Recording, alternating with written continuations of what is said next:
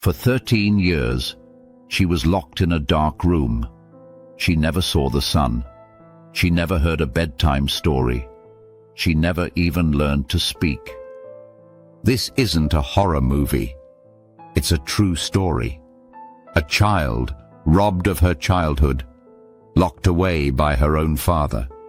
Today, we unravel one of the most heartbreaking and baffling tales in modern history. The story of a girl known to the world as Genie. Hello everyone, and welcome back to our channel. Today we have a story that will likely stay with you long after the video ends. In this episode, we delve into Genie Wiley's tragic story. A story of extreme isolation, psychological curiosity, and the enduring question of what it means to be human. Our story begins in a quiet suburban neighborhood in Temple City, California in the 1960s. Behind the walls of an unremarkable house, a horrifying secret was unfolding. A little girl was growing up in total silence and darkness. From toddlerhood, Genie's father had decided to shut her away from the world. He was a volatile, controlling man who hated noise. Crying, babbling, or any sound from the child was brutally punished. In fact, Genie's father went so far as to strap his daughter into a homemade straitjacket and tie her to a chair in a tiny bedroom day after day. This was Genie's existence for over a decade. From the age of 20 months onward, Genie's world was that room. When she wasn't bound to a potty chair, she was confined in a crib enclosed by wire mesh. She was often immobilized, forbidden to speak or even cry. Her father enforced silence by intimidation. He would beat her or growl like an angry dog to scare her into utter quiet. Genie's mother, nearly blind and terrified of her abusive husband, felt powerless and stayed mostly silent as this nightmare continued around her. Let's pause and truly grasp this. No light, no conversation, no human touch beyond abuse. The child was fed just enough to survive, changed infrequently, and left in her own filth for hours. In these critical early years when most children learn to talk, play, and love, Genie learned only fear and pain. By the time she was a teenager, Genie had the development of an infant. She couldn't talk. She couldn't walk properly. She had never been introduced to the basic concepts of the world. It would later be noted that at age 13, she weighed only 26 kilograms and moved with a strange bunny hop gait. Her muscles had atrophied from disuse. She was incontinent, unable to chew solid food, and only understood a few simple words like sorry and her own name. Imagine the loneliness of that life. For over 10 years, Genie's only company was her own silence, and perhaps the occasional glimpse of her hateful father. She didn't know what a normal family was, what the sun felt like on her skin, or what it meant when someone said, "I love you." The deep trauma of such extreme isolation is almost unimaginable. Sadly, cases like this are virtually never discovered, because the victims have no voice. But by a twist of fate, Genie's suffering was discovered, and that's when her story became known to the world. In October 1970, Genie's mother reached a breaking point. She had been living in fear of her husband for years, but now she finally decided to flee with Genie. Half blind from cataracts and desperation, the mother sought help and accidentally walked into the wrong social services office. Sometimes miracles happen in strange ways. This mistake turned out to be the salvation Genie so desperately needed. The welfare officers in that office immediately realized something was terribly wrong. They saw a girl who appeared to be about 6 or 7 years old, but in reality, she was 13. Genie was underdeveloped and malnourished. She held her hands in an odd manner, like a rabbit pawing the air. She wouldn't speak. She couldn't speak. The officials initially thought she might be autistic or severely mentally disabled. But when they learned of her age and situation, they were horrified. Authorities quickly intervened. Genie was taken into protective custody, and her father was arrested and charged with child abuse. This case made headlines as one of the worst cases of child abuse ever recorded in the United States. People were both aghast and fascinated. How could something so monstrous happen in a quiet, ordinary neighborhood? Even legendary newsman Walter Cronkite, reporting on the story, asked the nation how such a feral child could emerge from suburban Los Angeles. The name Genie, a pseudonym given by researchers to protect the girl's identity, began circulating in newspapers and scientific circles alike. The public had never seen or heard of a case quite like this. Here was a child, a living, wild child, who had been deprived of almost all human interaction. She was, in a sense, a girl who had emerged from a bottle, at age 13, like the mythical Genie, who appears suddenly in our world, skipping childhood. Tragically, Genie's father would never face justice. The day before he was due in court, he shot himself, taking his own life. His suicide note read, "The world will never understand." It was a final act of cowardice, and perhaps a cruel hint at the twisted justification in his mind. Genie's mother was spared jail. Authorities eventually decided she had also been a victim of her domineering husband, though many questioned how she failed to intervene for so long. Now Genie was truly alone. But for the first time, the world was watching out for her. At 13, Genie entered a world she didn't know. A hospital ward instead of a prison-like room. She was now effectively a ward of the state, and a team of specialists assembled to help this tragic child who had missed out on so much. But helping Genie wasn't going to be simple. In fact, Genie's arrival sparked a storm of both compassion and scientific intrigue. The 1970s was a time of expanding knowledge in psychology and linguistics. To scientists, Genie represented an unprecedented opportunity to study a question that could never be ethically tested in a lab. What happens when a child grows up without language?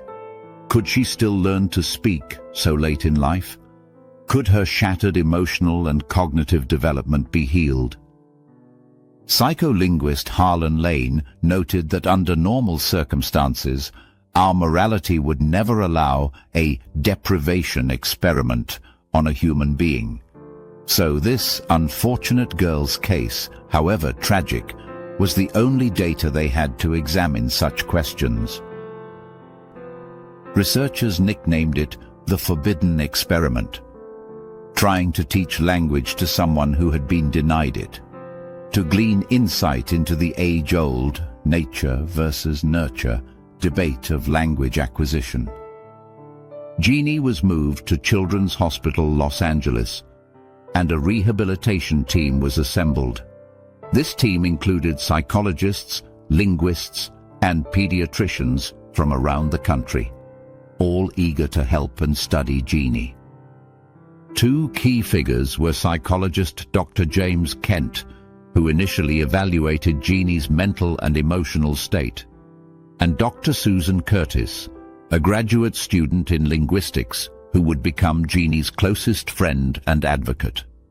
Curtis chose the pseudonym Genie because, like a genie emerging from a bottle, this girl had suddenly entered society past childhood. When Genie first arrived at the hospital, the extent of her deprivation was evident. Dr. Kent described her as the most profoundly damaged child he had ever seen. Genie was curious and alert in some ways, but socially and mentally, she seemed to be at the level of a toddler. Standard tests put her abilities around that of a 1- or 2-year-old. She didn't speak, aside from maybe a handful of words. She often spat and screeched, not out of anger, but because she literally did not know how to behave among people. She would hold objects close to her face to examine them, not knowing you could hold something at a distance, and was fascinated by things like the sunlight or the texture of objects, which were all new to her. And yet, there was something remarkable about Genie that the doctors noticed early on. Despite her suffering, Genie had a way of connecting with people without words. Dr. David Rigler, a psychologist on the team, recalled that Genie had a disarming presence. She had a way of reaching out without saying anything. People wanted to do things for her. Strangers, like hospital cooks or orderlies, were moved to give Genie small gifts or treats, purely because of the innocent curiosity and longing in her eyes. In those first weeks, Genie experienced an overwhelming amount of firsts.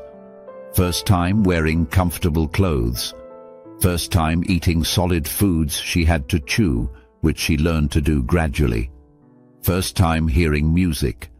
Seeing herself in a mirror. Feeling the outdoors on supervised walks. And she responded with astonishment and joy at many of these things, indicating that despite her trauma, there was a spark inside her, a person ready to engage with the world. With consistent care, Genie began to make progress, and fast.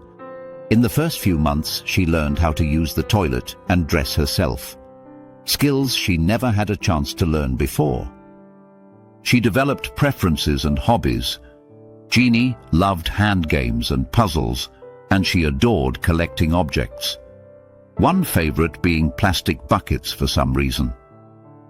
She showed delight in exploring her environment, examining every object as if she were making up for lost time. Her therapists took her on field trips outside the hospital, to parks, grocery stores, and she absorbed these new experiences with an intensity that amazed everyone. Crucially, Genie also started to speak, at least a little.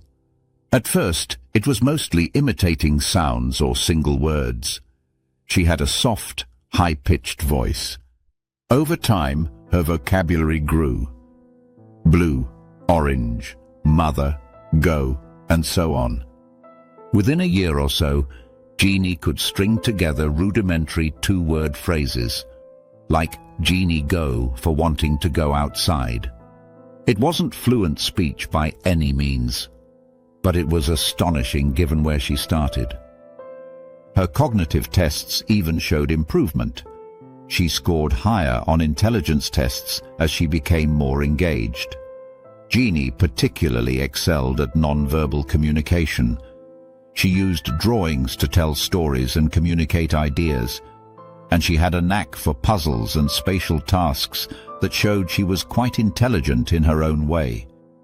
Dr. Susan Curtis later noted that Genie was definitely smart in non-traditional ways. She could solve mechanical problems and arrange pictures to tell a coherent story. The lights were on, Curtis said, meaning Genie was thinking and understanding much more than she could express in words. Everything seemed to point towards a hopeful transformation. There was even speculation. Could Genie eventually catch up to her peers? Could she become another Helen Keller, a child who overcame unspeakable deprivation and learned to fully communicate? The team and the public were rooting for her. But, unfortunately, real life is not that simple. Genie's journey was about to get a lot more complicated. While Genie stayed at the hospital, progress was steady. But a hospital is not a home. It was clear Genie needed a more permanent, nurturing environment to continue growing. In 1971, about a year after her rescue, Genie got what seemed like a lucky break. One of the psychologists on the team, Dr. David Rigler, and his wife Marilyn, who was trained as a teacher, offered to take Genie into their own home as foster parents. This was an opportunity for Genie to experience real family life, something she'd never known. For the next 4 years, Genie lived with the Riglers, growing close to them and their children. By many accounts, she was happy there. She especially loved music. Marilyn Rigler would play piano, and Genie would press her ear to the piano to feel the vibrations and sound. Genie also continued to draw as a form of expression, filling notebooks with sketches. She had a comfy bedroom, playtime, chores, a semblance of normal life. The Riglers, meanwhile, continued to allow researchers, including Susan Curtis, to work with Genie regularly. So her education and observation went on in a home setting. On the surface, things looked promising. But beneath, strains were developing among the adults in Genie's life. The big question was, what was Genie's care primarily about? Helping Genie heal as a person, or studying Genie as a subject for science? These goals were not mutually exclusive at first, but as time went on, conflicts emerged. Early on, personal rivalries and ambitions had already started to affect Genie's situation. While still at the hospital, one of Genie's special education teachers, Jean Butler, became very possessive of Genie. At one point, a measles outbreak led to Genie being quarantined at Ms. Butler's home for a while. During that time, Butler began to limit other researchers' access to Genie, reportedly hoping to make a name for herself as the person who transformed Genie. She allegedly even referred to herself as the next Anne Sullivan, comparing herself to Helen Keller's famous teacher. Other team members grew suspicious that Butler cared more about fame than Genie's welfare. Tensions escalated, accusations flew of people trying to use Genie for personal glory, and eventually Butler was cut out of the project amid the infighting. This was just the beginning of the feuds. Over time, nearly everyone involved, doctors, scientists, caregivers, fell into bitter disputes over Genie's treatment progress and who had authority over her life. In the midst of this, Susan Curtis remained one of Genie's closest friends and advocates. She took Genie on outings, protected her as much as she could, and documented Genie's language development carefully. Curtis would later report that Genie understood far more than she could articulate, and that language and thought can be separate. Genie could think and feel deeply without full language. However, Curtis herself was not immune to the politics. As a junior member, she sometimes clashed with senior scientists over the direction of research. These disputes would soon come to a head, coinciding with an external blow. The funding that supported Genie's rehabilitation was about to run out. By 1974, after roughly 4 years of study, the National Institute of Mental Health, NIMH, grew dissatisfied with the scientific progress of the Genie project and withdrew funding. From the Institute's perspective, despite all the work, Genie's case hadn't produced the clear, publishable findings they had hoped for. It turned out that Genie had learned lots of new words, but she never grasped grammar. She couldn't construct sentences with proper structure. For linguists, this was significant evidence that there is a critical period in childhood for fully acquiring language skills. Genie's inability to learn grammar past adolescence supported the theory that if you don't learn language early, you might never master it completely. Fascinating as that was, it wasn't enough for NIMH to justify continued funding. They saw the project as disorganized and too anecdotal. And once their grant ended, Genie's fate became uncertain. The end of funding forced a dramatic change in Genie's life. In 1975, the Wrigglers could no longer afford to care for Genie without financial support, and the decision was made to remove Genie from the Wriggler household. Genie, then around 18 years old, had to leave the only stable, loving home she had ever known. This was a pivotal, heartbreaking moment. Genie's birth mother, the same woman who had sought help 5 years prior, petitioned to regain custody of her daughter now that Genie was technically an adult. Authorities allowed it, likely thinking it was a chance to reunite mother and daughter. However, this arrangement did not last long. After just a few months, Genie's mother found herself overwhelmed and unable to handle Genie's special needs. Remember, Genie still required intensive care, therapy, and patience that her mother, due to age and the trauma of her own past, just couldn't provide. What followed was a tragic downward spiral for Genie. She was put into foster care. Not just one home, but a series of them. Some foster homes were ill-equipped to deal with her needs. In at least one of these placements, Genie suffered abuse and neglect again, compounding her trauma. It is almost unbelievable, but after all the progress she had made, Genie regressed terribly in these environments. In one foster home, she was punished for vomiting by being severely beaten. After enduring such treatment, Genie became afraid to open her mouth at all, not even to speak or eat, for fear of doing something wrong.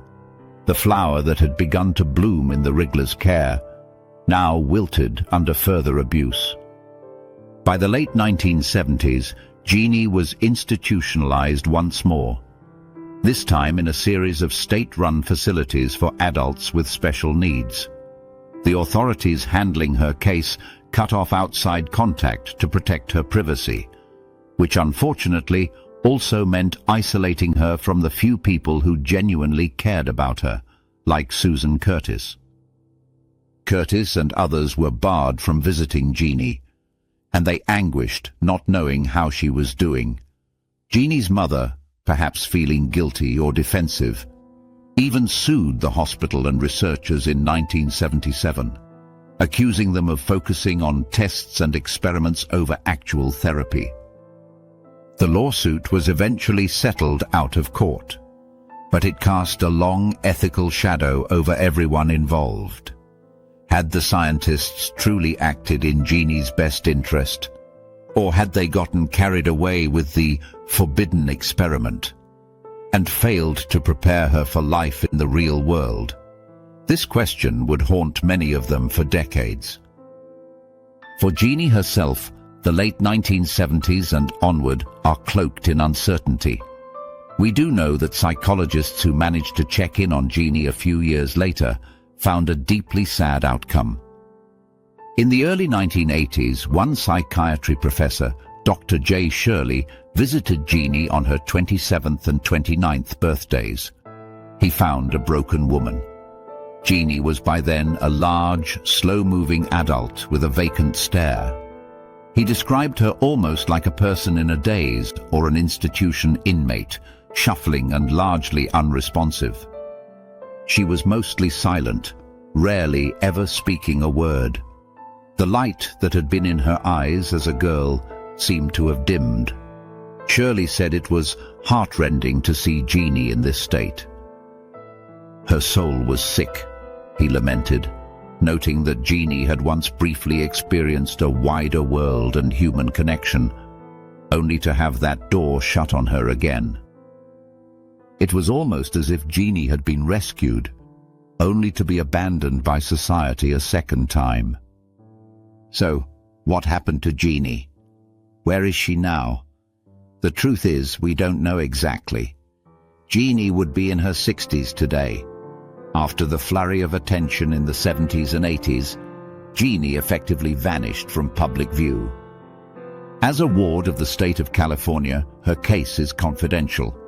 Reports indicate she was living in an adult care facility in California as of the last known updates. Occasionally, bits of information surface. For instance, an anonymous investigator claimed to have seen her in the early 2000s and described her as content in her own simple world. But other accounts contradict that, suggesting her condition is poor. Her mother died in 2003, and Genie has no known living family who interact with her.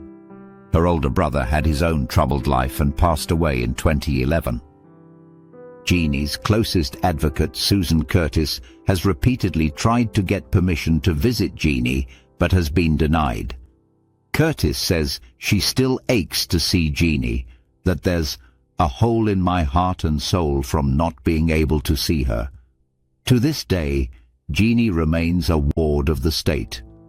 Her exact whereabouts and condition kept secret to protect her privacy.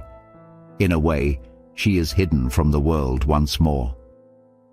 It's a quiet end to a story that started with so much noise and publicity.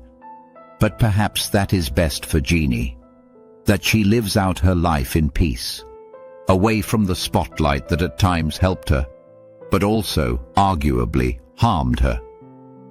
Now, you might be thinking, what does this all mean?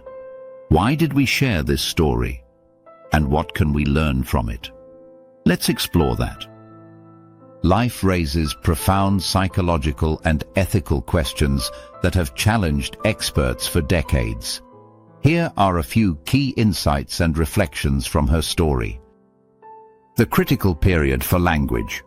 One of the biggest questions Genie's case helped answer is whether there's a point of no return in human language development. Linguists had theorized that if a child doesn't learn language early, roughly by early childhood, they might never fully master it. This is known as the critical period hypothesis.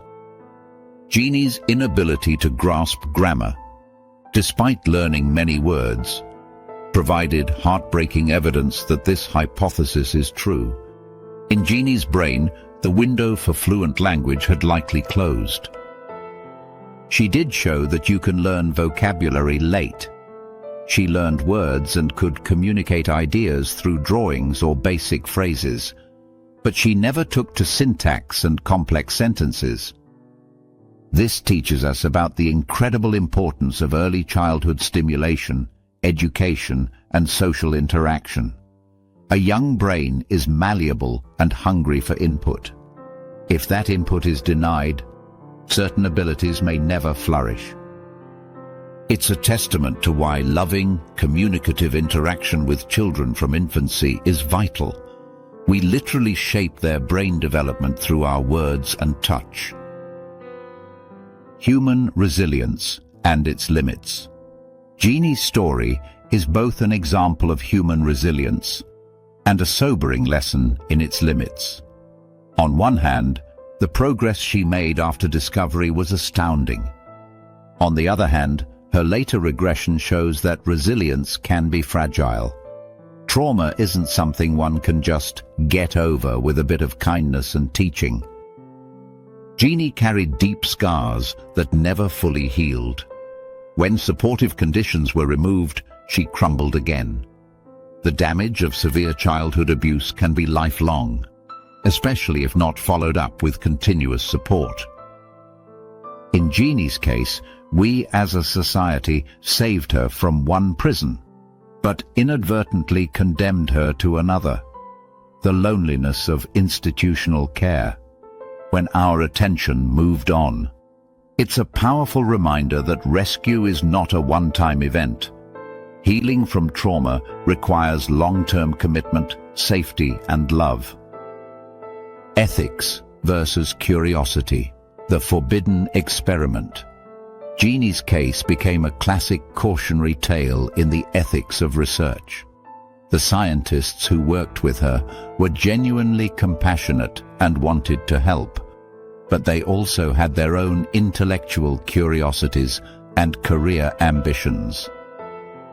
It's easy to see in hindsight how some may have started to treat Genie more like a research subject than a human child who needed a stable, permanent home.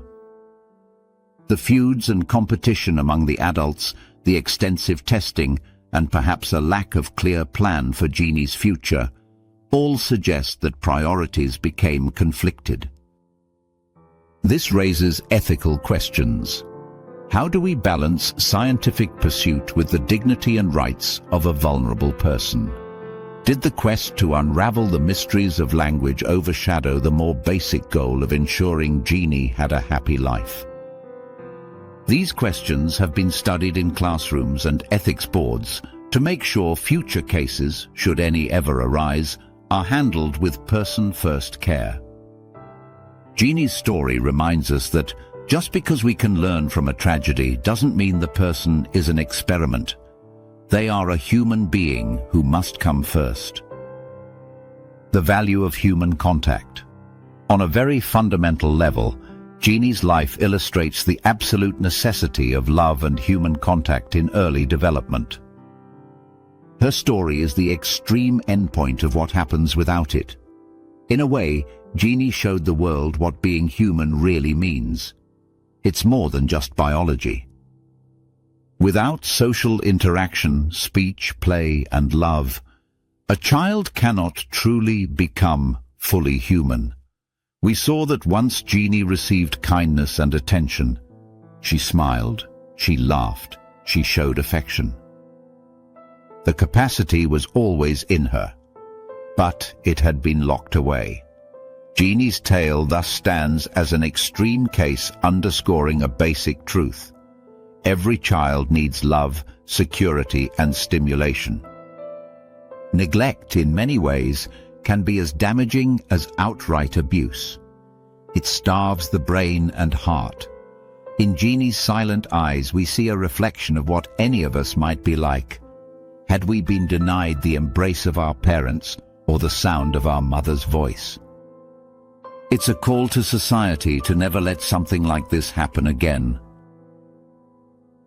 The lasting impact of trauma. Finally, Genie's story shows that trauma doesn't just vanish when the abusive situation ends. The long shadow of Genie's trauma followed her throughout her life. Even when her external circumstances improved, the psychological effects, fear, anxiety, social disconnect, were profound. When those who cared for her were taken away, those old wounds reopened easily. It's a poignant lesson in how complex PTSD, the kind resulting from prolonged abuse in childhood, can persist for a lifetime. Healing is possible, but it requires stability and understanding, and setbacks can happen. This is why advocates for abused children stress the need for consistent, trauma-informed care. Genie sadly did not get consistency after age 18, and she paid the price. Genie Wiley's life is a story of darkness and light, ignorance and discovery, cruelty and compassion. It forces us to ask difficult questions. How many children might be suffering in silence right now, unseen? How far should our curiosity go when trying to help someone? And ultimately, what do we owe to the most vulnerable members of our society? There is a haunting metaphor in Genie's name. Genie Wiley was a girl trapped in a room by evil, then released into the world only to be used to fulfill others' wishes for knowledge. In the end, she couldn't magically fix everything. She could not grant the wish of a normal life for herself or for those who hoped to see a miracle recovery. Perhaps it was simply too late. Perhaps the damage was too great, and society's efforts too short-lived. Yet Genie's legacy is not empty. She has taught us important truths about language, about humanity, and about empathy. Her story has been told in scientific journals, documentaries, and yes, on platforms like YouTube. Not to exploit her tragedy, but to ensure that we never forget what happened, and that we remain vigilant to protect those who cannot speak for themselves. In that way, Genie did give something to the world, a better understanding of the human mind and a stark reminder of our moral responsibilities. Her life moved countless people, including the scientists who knew her, many of whom carried guilt and grief for years, and journalists who found themselves profoundly affected by telling her story. As one writer said, being shut up, unable to express herself, I think that speaks to everyone. In sharing Genie's story today, our aim is not to depress you, but to honor that silent little girl and the message her life carries. Take a moment to reflect on the gift of language and love that most of us received in childhood, gifts Genie tragically missed. Think about how you can be a voice for the voiceless in your own community, how you can notice and help someone who may be silently suffering. Genie's voice was never heard as a child, but we can be her voice now by learning from her story. In the end, Genie reminds us of a fundamental truth. The measure of our humanity is how we treat the most vulnerable among us. Thank you for watching and spending your time with this important story. If Genie's journey moved you or taught you something, please leave a comment below. Let us know your thoughts and feelings. Remember to like and subscribe for more real stories that make us reflect on what it means to be human.